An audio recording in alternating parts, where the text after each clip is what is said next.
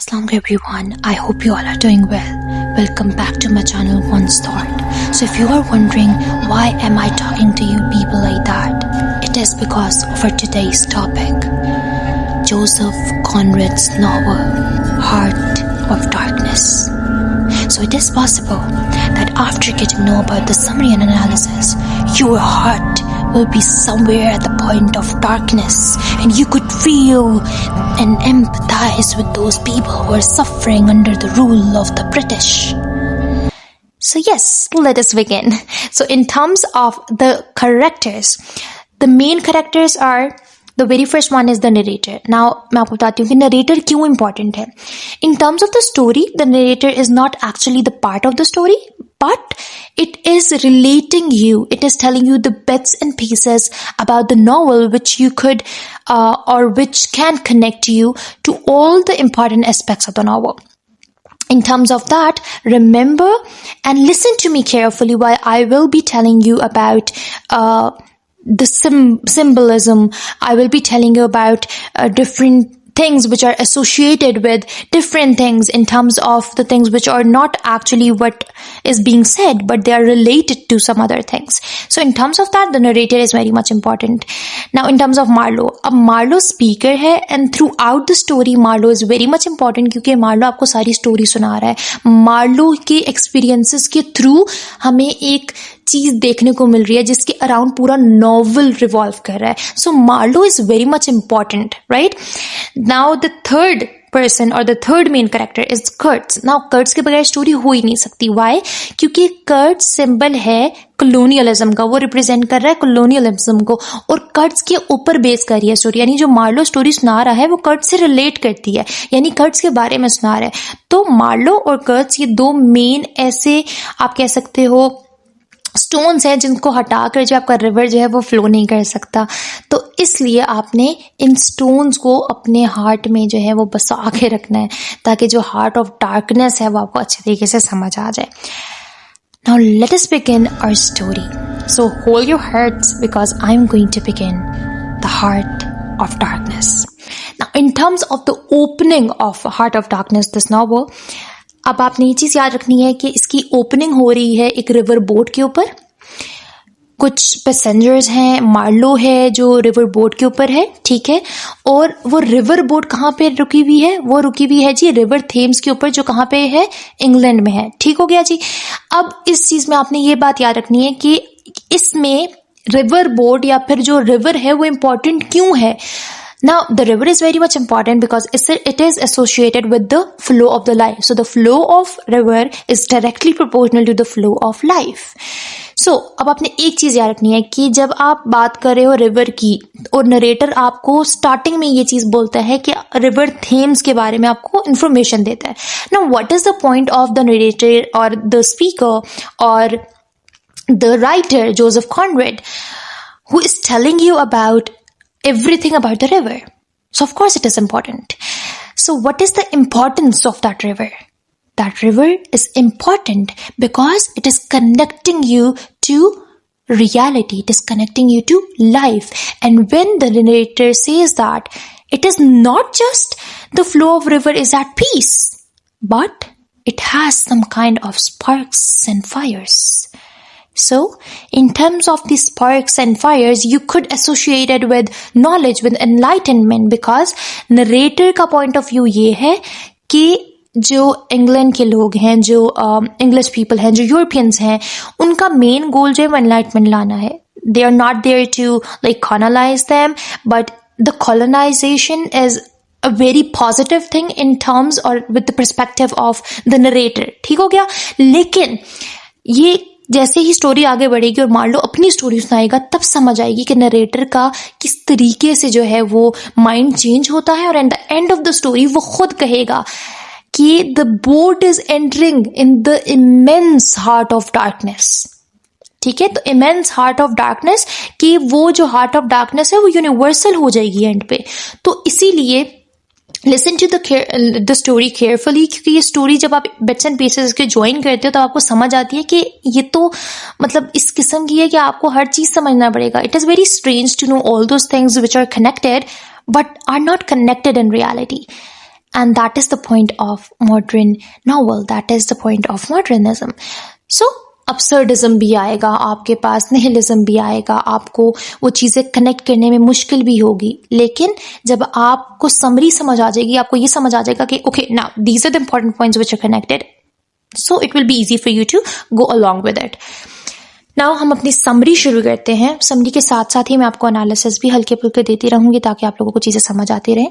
अब novel start हो रहा है रिवर बोट के ऊपर. रिवर जो है वो थेम्स के ऊपर है, वो इंग्लैंड में है, ठीक है. वहाँ पे अब रिवर थेम्स कहाँ पे है? इंग्लैंड में है. It is situated in England. तो वहाँ पे है और वहाँ पे बोट रुकी हुई है कि उनको ये पता चलता है कि उन्होंने वहाँ पे नाइट स्पेंड करनी है. नाउ अब वो कहते हैं कि मतलब बजाय अपनी नाइट इस तरीके से स्पेंड करने के, मान लो कोई आदत है कि why not to share my experience as a river boat pilot while I was in Belgian Congo. So why not to share my experience with all of them, कि उनका टाइम भी गुजर जाए और वो अपना जो है स्टोरी भी बता दे.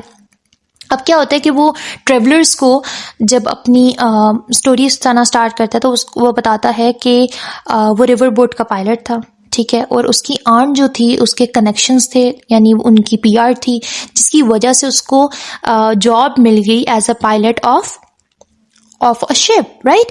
तो अब वो कहता है कि जब मुझे स्टीम शिप की जब वो पायलट होने का वो मिला कि चांस मिला, तो ऑफ कोर्स उनको चेक किया जाता है. तो अब वो चेक करने के लिए कि how much control does he have on that ship, उसको चेक करने के लिए he has to travel.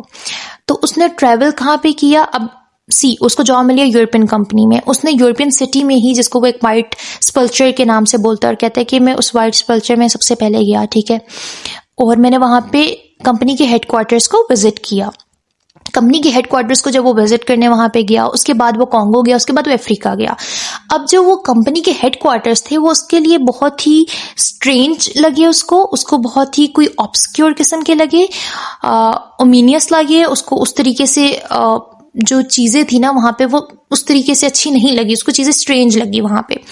But in terms of Africa, वो कहते हैं कि जब मैंने अफ्रीका में गया मैं, तो वहाँ पे तो उसका बिल्कुल ही माइंड जो है ना वो सुन होकर रह गया, क्योंकि उसने वहाँ पे देखी ऐसी चीज़ें कि वहाँ पे ब्रूटैलिटी है, वहाँ पे उसने देखा कि वहाँ पे इनकॉम्पिटेंस है, उसने वहाँ पे देखा कि वहाँ पे लोगों का जो माइंड है that is a total waste. So the things on which they are focusing on are not even useful. So the things which they are doing have no purpose.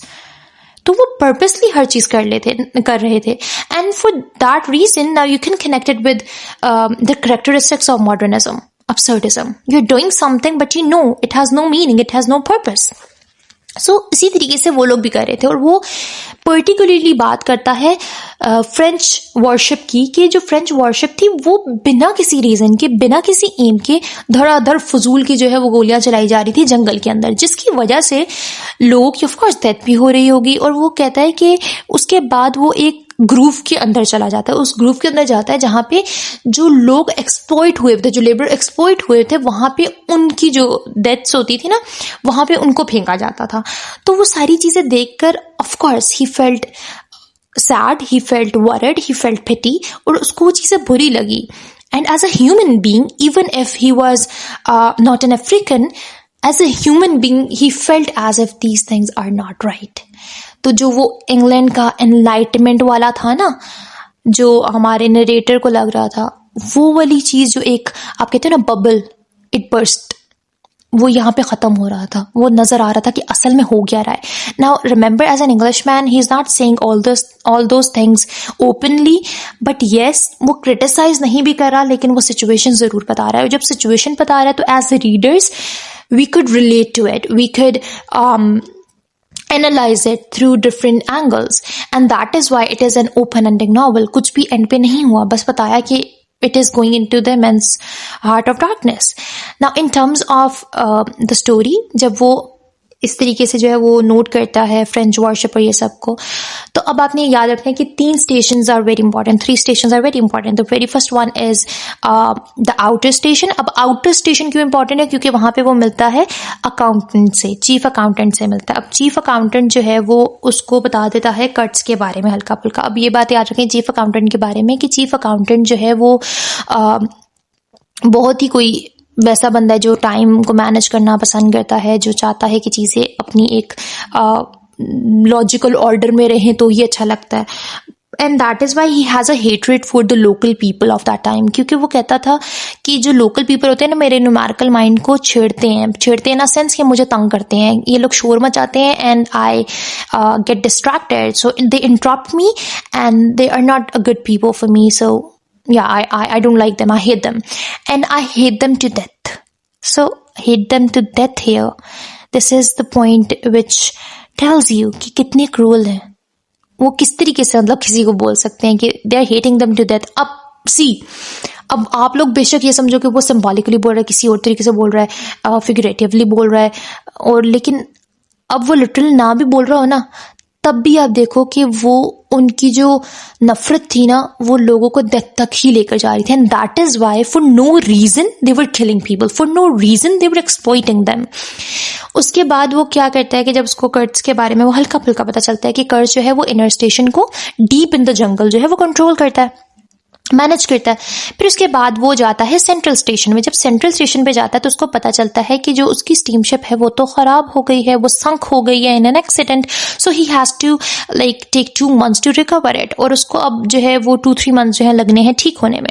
अब उस 2-3 months में जब वो रिकवर होता है, होने का उसका वो होता है चांसेस, तो उस टाइम पे क्या होता है कि सेंट्रल स्टेशन पे उसको जनरल मैनेजर मिलता है। जब जनरल मैनेजर उसको मिलता है तो he could smell that jealousy from him for Kurtz, क्योंकि वो कर्ट्स के बारे में बात करता है। वहां पे उसको ये चीज पता चलती है कि कर्ट्स एक बहुत ही कोई काबिल इंसान है, he is very intelligent, and that is why people are like he is a kind of a threat for people, के लोग उससे डरते हैं। अब उस चीज में क्या है कि वो आइवरी बहुत ज्यादा कलेक्ट कर सकता था, और जो कॉलोनियलिज्म आप कहते हो ना कि उस एरिया पे, अफ्रीका पे, कॉन्गो पे जो यूरोपियंस थे, उनको क्या चाहिए था, वो मेन चीज आइवरी ही थी। वो मेन चीज जो एक्सप्लॉइटेशन थी ना उनकी, वो आइवरी थी। ठीक है, सो इसमें आपके पास ये चीज आ गई कि उनको मेजरली जो चाहिए था वो आइवरी था। ठीक हो गया। अब इसके बाद सेंट्रल स्टेशन में जब उनका वो ठीक हो जाती है और वो अब इनर स्टेशन के निकलता है, अब देखो जैसे जैसे कर्ट्स की बात हो रही थी और उसको ये फील हो रहा था कि ये लोगों में इतना ज्यादा नफरत उसके लिए या फिर इतनी ज्यादा जेलसी है उससे, so it means he is a man who is capable, और उसको उससे मिलने के लिए तजस्सुस आ गया था कि मुझे इससे लाजमी मिलना है। He has that curiosity to see him कि वो असल में है क्या चीज। अब जब वो इनर स्टेशन के लिए निकलते हैं तो क्या होता है कि जो नेटिव्स होते हैं उन लोगों पे हमला कर देते हैं। अब वो हमला करने की वजह से जो स्पीयर होता है, SPEAR, वो लगता है जाकर बंदे को जो कंट्रोल करता है डायरेक्शंस की शिप को, and he was a local person जिनको उन्होंने ट्रेन किया हुआ था, मार्लो के साथ था वो, और उसकी डेथ हो जाती है। He was killed by that. So उस टाइम पे जब वो सारी चीजें इस तरीके से देखता है और उसकी भी डेथ हो जाती है, तो अब उसको इतना पता चल जाता है कि people has that love for Kurtz, और उनको ये मसला है कि कोई ना कोई तो मतलब बीच में कोई ना कोई तो इशू है कि इसने लोगों के माइंड को अपनी तरफ बहुत ज्यादा किया, when people are obsessed with him. फिर उसके बाद जब वो इनर स्टेशन पहुंच जाते हैं तो जो जनरल मैनेजर होता है वो कर्ट्स को जब तक लेने जाता है, तो जो रशियन ट्रेडर होता है वहां पे एक आता है और वो मार्लो को बताता है कर्ट्स की असलियत। यहाँ पे रिवील होता है कि कर्ट्स जो था वो असल में कोई मॉरल मैन नहीं था जो बहुत ही कोई एनलाइटमेंट फैला रहा था या बहुत ही कोई कैपेबल या उस किस्म का इंसान था। He was a very cunning man, yes, no doubt, because of course he was like providing them with the thing they wanted. But in reality, he was exploiting people. He was making their minds marginalized. He was like taking all those things from them और उनको इतना ज्यादा control कर लिया था कि उनको भी नहीं पता चल रहा था कि इनके साथ एक्सप्लॉइटेशन हो रही है। वो लोगों के साथ इतना बुरा सलूक कर रहा था और लोग उसको मतलब गॉड मानना शुरू हो गए थे। उनको लग रहा था बहुत हमारे साथ कोई अच्छा कर रहा है, and that is the worst part of it, कि जब आपको पता भी नहीं चलता कि आपके साथ जुल्म हो रहा है। उसके बाद क्या हुआ कि now this is the part of the inner station. अब इनर स्टेशन में जब वो कर्ट से मिलने लगे तो वहां पे कर्ट्स की mistress, now he says she seems like the mistress of Kurtz, so we don't know कि एक्चुअल में थी या नहीं, बट उसको लगा कि वो मिस्ट्रेस थी। वो और बाकी जो लोकल वहां पे थे लोग जंगल की साइड पे, वो आ गए and they were in that mood of disturbing them and they were in that mood of creating issues for them in regard of meeting Kurtz, और उसमें आगे वो लोग आगे खलल डालने के लिए बीच में। खैर कर्ट्स ने उनको इशारा किया, उनको काम किया एंड दे वेंट अवे। फिर उसके बाद नाइट जब उनकी वहां पे रही, so Marlow saw Kurtz that he was moving to the camps of the natives, कि वो नेटिव्स के कैंप में रात के टाइम जा रहा है। अब इमेजिन वो क्यों जा रहा था, ऑफ कोर्स उनकी माइंड चेंज करने जा रहा था। अब जब वो देखता है उसको मार्लो, तो मार्लो उसको रोक देता है, उसको थ्रेटन करता है, कहता है कि तुम्हारे लिए कॉन्सिक्वेंसेस ठीक नहीं होंगे, इंसान बन जाओ। तो कर्ट्स चलो जी वापस चला जाता है। अब जब सुबह होती है, now Kurtz is not feeling well, remember that he is not feeling well, he is at that point where he is on a deathbed, इतना बिल्कुल फारिग हुआ है। तो अब कर्ट्स जो होता है वो कर्ट्स को लेके जाते हैं। जब सुबह वो इतने में पहले ही जो है ना, जो रशियन ट्रेडर होता है उसको इतना पता चल गया होता है कि यहाँ पे जो जनरल मैनेजर ये सारे हैं ना, ये इससे जेलस है, कर्ट से इनका कोई लेना देना ऐसा सच नहीं है, और ये कोई इसको देवता शिवता नहीं मानते। तो वो जाके ना जनरल मैनेजर को ये बता देता है कि जो कर्ट्स है उसने स्टीमशिप के ऊपर ना हमला करने के लिए भी कहा हुआ था। तो ये चीज़ भी वहाँ पे रिवील हो जाती है। फिर उसके बाद जब कर्ट्स को लेके जा रहे होते हैं तो कर्ट्स की तबीयत बिल्कुल मतलब नासाज किस्म की हो जाती है। तो कर्ट्स अपने डॉक्यूमेंट्स जो है वो मार्लो को दे देता है। अब जब अपने डॉक्यूमेंट्स मार्लो को दे देता है तो कुछ ही टाइम उसका सफ़र में रहता है एंड ही डाइड। लेकिन मरने से पहले वो कहता है द हॉरर, द हॉरर। और मार्लो जब ये वर्ड्स सुनता है तो he felt as if he was saying these words for himself. Now, in terms of the summary, yes, if I'm like cutting all the things short, now these things are enough. लेकिन remember one thing more, कि इसमें ये हुआ कि एक letter मिलता है Marlowe को, जिसमें जो लेटर जो है वो एक इंटरनेशनल जो एक कंपनी आप कह लो उसको दिया हुआ होता है उसने। और उसने वहाँ पे ये चीज़ पहले स्टार्ट में लिखी होती है कि he wanted to save the natives, but and he was very much impressed that yes he is in favor of the natives। लेकिन जैसे जैसे वो पढ़ना शुरू करता है उसको, तो उसको एंड में ये पता चलता है कि एक्चुअल में he like ordered them and he asked them to kill those people। So the people जिनको कॉलोनाइज किया हुआ है, जो लोकल बेचारे नेटिव्स हैं, जो बेचारे उसको देवता मांगे, उसकी मतलब एक तरह की पूजा करते हैं, उसको उन्होंने मारने के ऑर्डर दिए हुए थे। तो वहीं पे उसको पता चल जाता है किस किस्म का इंसान था। तो जो उसके हॉरर की वर्ड्स थे ना लास्ट में, that was the time when Marlow realised कि these are the words that are like for him, और either it is for the colonizers. Now, in terms of the colonizer, he himself is a colonizer. But to some extent, to other colonizers, maybe involving the military and all those things in it. So, horror, ये उसके last words होते हैं। इसके बाद Marlowe की अपनी भी थोड़ी तबीयत ख़राब हो जाती है, लेकिन मार्लो रिकवर कर जाता है। और रिकवर करने के बाद जब वो वापस उसी वाइट सपल्सरी की तरफ जाता है, और वहाँ पे जो उसकी कर्ट्स की इंटेंडेड होती है, जो उसकी फियांसे होती है, वो और उसके कुछ रिलेटिव्स उसको मिलने आते हैं मार्लो को, और मार्लो उनके जो डॉक्यूमेंट्स इनको हैंड ओवर कर देता है। और जब इसकी इंटेंडेड होती है, अब उसकी intended is obsessed with him. Now, see how dangerous that person is, how cunning that person is, and how two-faced that person is. He was hiding his reality. He was like even lying to himself. तो वो जो अच्छा बनने का वो था ना, उसके पीछे कितना ज़्यादा गन छुपा हुआ था। तो इंटेंडेड भी उससे बहुत ज़्यादा मोहब्बत करती होती है, और उसको ये होता है कि he is very intelligent, he is great man, he has great moral, ये वो, उसको बहुत सी चीज़ें ऐसी पता होती हैं कि जो सच भी नहीं होती हैं। लेकिन जब वो मार्लो से पूछती है कि उसके लास्ट वर्ड्स क्या थे, so Marlow didn't want to like take her out of the delusions that she had. तो वो कहता है कि उसके लास्ट वर्ड्स तुम्हारा नाम था, एंड शी स्टार्टेड क्राइंग।